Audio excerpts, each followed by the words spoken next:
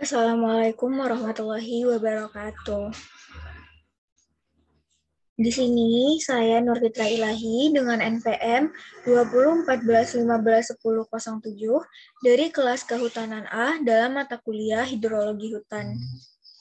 Di sini saya akan mempresentasikan jurnal yang berjudul Analisis Sedimentasi di Sungai Waibesai, di mana identitas dari jurnal ini adalah yang pertama, nama jurnal itu Jurnal Rekayasa. Penulis yang pertama Aufik Taufik Purwadi, yang kedua Diah Indrianaka, dan yang ketiga Astika Murni Lubis. Volume itu volume 20 nomor 3. Tahun itu Desember tahun 2016. 1. Pendahuluan. Yang pertama, daerah aliran sungai atau Das Waibesai merupakan daerah hulu das tulang bawang yang memiliki peranan penting untuk perkembangan Provinsi Lampung. Sebagian besar luas wilayah Das Waibesai merupakan kawasan hutan lindung sehingga memberikan kontribusi besar untuk kawasan penyangga hidrologis. Yang ketiga, selain itu, wilayah ini juga dimanfaatkan untuk usaha pertanian, pariwisata, dan pembangkit listrik tenaga air atau PLTA. Yang keempat, PLTA Waibesai dibangun untuk membangkitkan daya dengan memanfaatkan tinggi air terjun dari sungai Waibesai. Namun, pada saat ini PLTA Waibesai mengalami penurunan energi listrik akibat kemarau. Yang kelima, selain itu, permasalahan yang menjadi pusat perhatian saat ini adalah tingginya proses sedimentasi yang terjadi di sungai Waibesai akibat bermuaranya berbagai sungai yang membawa sedimen. Yang keenam, tingginya proses sedimentasi menyebabkan sering terjadi banjir, terganggunya sistem irigasi, sampai pada berkurangnya volume tampungan efektif waduk karena endapan. Yang kedua, ada tinjauan pustaka. 2.1 itu sungai. Yang pertama, sungai adalah saluran alamiah di permukaan bumi yang menampung dan menyalurkan air hujan dari daerah yang tinggi ke daerah yang lebih rendah dan akhirnya bermuara di danau atau di laut. Yang kedua, arus air di daerah yang tinggi atau biasa disebut dengan daerah hulu sungai biasanya lebih deras dibandingkan dengan arus sungai di bagian yang lebih rendah atau biasa disebut dengan daerah hilir sungai. 2.2 Analisis hidrologi. Yang pertama, analisis hidrologi adalah kumpulan keterangan atau fakta mengenai fenomena hidrologi atau hidrolik fenomena. Yang kedua, data hidrologi merupakan bahan informasi yang sangat penting dalam pelaksanaan inventarisasi potensi sumber-sumber air, pemanfaatan dan pengelolaan sumber-sumber air yang tepat, dan rehabilitasi sumber-sumber alam seperti air, tanah, dan hutan yang telah rusak. Yang ketiga, fenomena hidrologi seperti besarnya curah hujan, temperatur, penguapan, lama penyinaran matahari, kecepatan angin, debit sungai, tinggi muka air sungai, kecepatan aliran, dan konsentrasi sedimen sungai akan selalu berubah menurut waktu. 2.3 itu erosi. 1. Proses hidrologi sangat mempengaruhi proses erosi dan sedimentasi. 2. Erosi tanah mempengaruhi produktivitas lahan kering yang biasanya mendominasi daerah aliran sungai bagian hulu dan juga akan memberikan dampak negatif di daerah aliran sungai bagian hilir. Yang ketiga, secara umum terjadinya erosi ditentukan oleh faktor-faktor iklim atau terutama intensitas hujan, topografi, karakteristik tanah, vegetasi penutup tanah, dan tata guna lahan. 2.4 itu sedimentasi. Yang pertama, sedimen adalah hasil proses erosi, baik berupa erosi permukaan, erosi parit, atau jenis erosi tanah lainnya.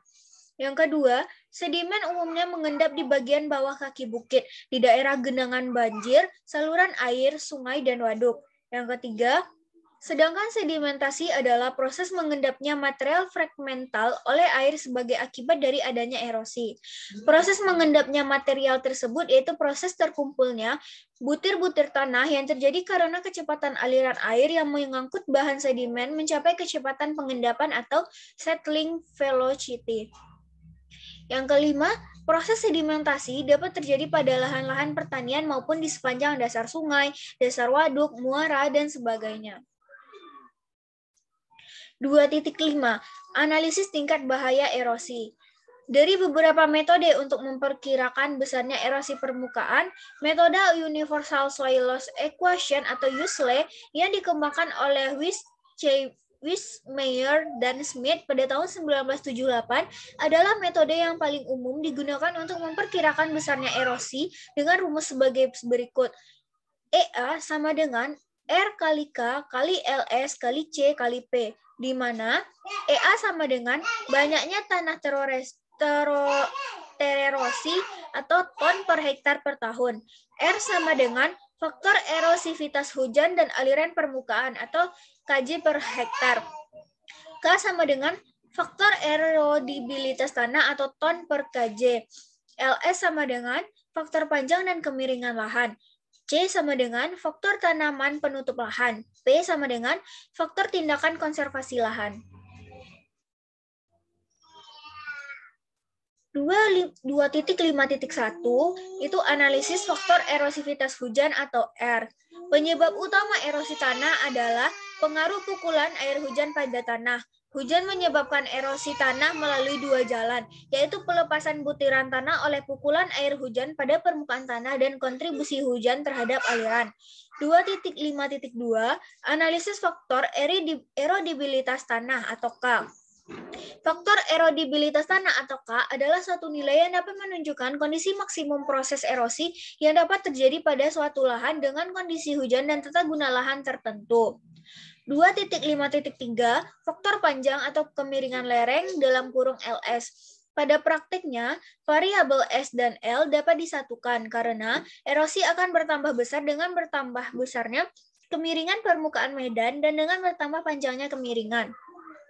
2.5.4 Indeks pengelolaan tanaman atau C. Indeks pengelolaan tanaman atau C menunjukkan keseluruhan pengaruh dari vegetasi, keadaan permukaan tanah, dan pengelolaan lahan terhadap besarnya tanah yang hilang atau erosi.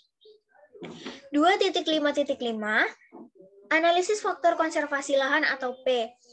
Pengaruh aktivitas pengelolaan dan konservasi tanah atau P terhadap besarnya erosi dianggap berbeda dari pengaruh yang ditimbulkan oleh aktivitas pengelolaan tanaman atau C, sehingga dalam rumus USLE kedua variabel tersebut dipisahkan. 2.6 Analisis perakiraan besarnya sedimen.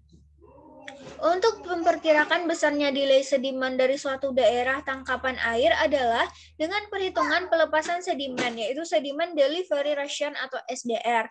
Besarnya nilai sedimen dinyatakan sebagai volume atau berat sedimen per satuan daerah tangkapan air per satuan waktu. Satuan yang biasa digunakan untuk menunjukkan besarnya hasil sedimen adalah ton per hektar per tahun. Besarnya perakiraan hasil sedimen ditentukan berdasarkan persamaan berikut, yaitu Y sama dengan E dalam kurung SDR tutup kurung A, di mana Y sama dengan hasil sedimen persatuan luas atau ton per hektar. E sama dengan erosi total atau ton per hektar per tahun. SDR sama dengan Sedimen Delivery Ratio. A sama dengan luas daerah tangkapan air atau hektar. 2.7 Sedimen Delivery Ratio atau SDR. Pertama, Sedimen Delivery Ratio merupakan perkiraan rasio tanah yang diangkut akibat erosi lahan saat terjadinya limpasan. Itu menurut Wiesmeyer dan Smith tahun 1978. Yang kedua, nilai SDR dipengaruhi oleh bentuk muka bumi dan faktor lingkungan. Yang ketiga, Sedimen Delivery Ratio dapat dirumuskan dengan SDR sama dengan 0,41 A pangkat min 0,3, di mana SDR sama dengan Sedimen Delivery Ratio dan A sama dengan luas das dalam kurung kilometer per hektar, kilometer kuadrat. 3. Metode penelitian. 3.1 Lokasi penelitian. Dapat kita lihat bersama di gambar 1, yaitu Das YB site, di mana penelitian ini dilakukan di daerah aliran sungai Das, Sungai YB site. Das ini memiliki luas sekitar 405.845 km persegi, berada di lokasi 5 kecamatan, yaitu Sumberjaya, Gedung Surian, Air Hitam, Kebun Tebu, dan Waitenong. 3.2 Data yang digunakan. Data sekunder awal yang digunakan berupa data hujan, peta lokasi, dan peta topografi. Dilanjutkan dengan data suspended load dan bed load. 3.3 Pelaksanaan penelitian. 3.3.1 Analisis hidrolog. Adapun kegiatan-kegiatan yang dilakukan pada tahap persiapan ini adalah sebagai berikut. A. Pembentukan DAS beserta luasnya dengan menggunakan software Global Mapper dan ArcGIS dan dilanjutkan dengan perhitungan dengan menggunakan metode Polygon Thiessen. B. Melakukan analisis frekuensi. C. Perhitungan debit banjir rencana berdasarkan besarnya curah hujan pada kala ulang tertentu. 3.3.2 Analisa tingkat bahaya erosi. Pada analisis ini menggunakan metode Universal Soil Loss Equation atau USLE. A. Menentukan nilai faktor erosivitas atau R. B. Menentukan nilai faktor erodibilitas atau K. C. Menentukan nilai pengelolaan tanaman atau C. D. Menentukan nilai faktor usaha-usaha pencegahan erosi atau P. E. Menentukan nilai indeks panjang dan kemiringan atau LS. F. Menghitung besarnya erosi. 3.3.3 Analisis perkiraan besarnya sedimentasi.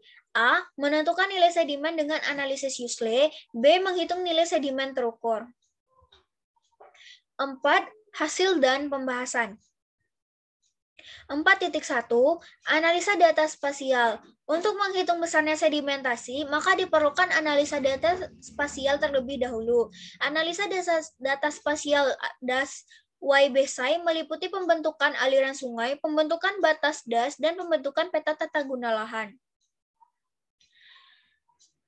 Dapat kita lihat di sini ada gambar 2 yaitu gambar DAS YBSI. 4.1.1 Daerah aliran. Dari hasil pembentukan data spasial menggunakan program ArcGIS, DAS YBSI memiliki luas 405.845 km persegi. Hasil pembentukan data spasial DAS YBSI dapat kita lihat pada gambar 2. 4.1.2 Tata guna lahan. Gambar 3 merupakan peta tutupan lahan DAS YBSI yang dapat kita lihat bersama. Berdasarkan RT RW Provinsi Lampung, dapat diketahui bahwa DAS YBSI memiliki 4 jenis tutupan lahan, yaitu kawasan pemukiman, kawasan pertanian, kawasan perkebunan, dan kawasan kehutanan. 4.1.3 Penentuan luas poligon Thiessen. Dapat kita lihat pada gambar 4 itu peta pembagian luas poligon Thiessen. Dalam penelitian ini, penentuan luas pengaruh stasiun hujan dihitung berdasarkan metode Polygon Thiessen. Berikut adalah gambar pembagian luas pengaruh stasiun hujan dengan Polygon Thiessen dengan menggunakan program ArcGIS. 4.1.4 Analisis hidrologi. Analisis hidrologi dilakukan dengan menggunakan data curah hujan dari 3 stasiun untuk mendapatkan curah hujan rancangan. Berikut adalah nilai curah hujan rancangan DAS YBSI. Itu dapat kita lihat pada tabel 4 itu curah hujan rancangan DAS YBSI. Kemudian pada tabel 5 ada perhitungan intensitas curah hujan DAS YBSI. Dapat kita lihat di sini angka-angkanya. Perhitungan intensitas curah hujan pada penelitian ini menggunakan pola distribusi hujan harian terhadap 90% hujan yang terjadi dalam waktu 4 jam dengan pola distribusi 59% di jam pertama, 19% di jam kedua, 5% di jam ketiga, dan 7% di jam keempat. 4.2 Debit rancangan dengan metode Hesper. Perhitungan debit rancangan menggunakan data intensitas hujan, luas, DAS, dan data karakteristik sungai seperti panjang sungai dan kemiringan sungai. Dapat kita lihat pada tabel 6 yaitu perhitungan debit dengan metode Hesper. 4.3 Analisis perkiraan besarnya sedimentasi dengan metode USLE. Persamaan 1 menampilkan 5 faktor yang dianggap memainkan peranan penting untuk terjadinya erosi. Faktor-faktor R dan K umumnya diasumsikan tidak berubah untuk tempat-tempat dengan intensitas hujan tahunan dan jenis tanah yang kurang lebih sama. 4.3.1 Indeks erosivitas hujan atau R. Semakin tinggi nilai erosivitas hujan, maka erosi yang terjadi dalam kawasan semakin besar. Indeks erosivitas hujan dihitung berdasarkan curah hujan bulanan yang terjadi pada kawasan Daswai Besai dengan menggunakan persamaan 2. 4.3.2 Indeks erobilitas lahan atau K. Indeks erobilitas lahan dihitung dengan mempertimbangkan faktor-faktor tekstur tanah, struktur tanah, permeabilitas tanah, dan bahan organik tanah. Pada penelitian ini dipakai nilai indeks erobilitas lahan sebesar 0,15. Nilai ini ditentukan karena jenis tanah yang ada di Daswai Besai adalah inceptisol. 4.3.3 Indeks panjang dan kemiringan lereng atau LS. Nilai indeks panjang dan kemiringan lereng dalam kurung LS pada penelitian ini diperoleh dari hasil pembentukan peta kemiringan lereng berdasarkan data dari DEM dalam kurung Digital Elevation Model yang diperoleh dengan program ArcGIS. Peta kemiringan lereng dapat dilihat pada gambar 5, di mana di sini ada gambar 5, yaitu gambar peta kemiringan lereng Daswai Besai. 4.3.4 Indeks pengelolaan tanaman atau C. Perhitungan indeks pengelolaan tanaman atau C disesuaikan dengan tabel nilai faktor pengelolaan tanaman. Dalam penelitian ini, nilai C untuk Daswai Besai adalah 0,112. 4.35 Indeks konservasi lahan atau P. Pengaruh aktivitas pengelolaan dan konservasi tanah atau P terhadap erosi dianggap berbeda dari pengaruh yang ditimbulkan oleh aktivitas pengelolaan tanaman.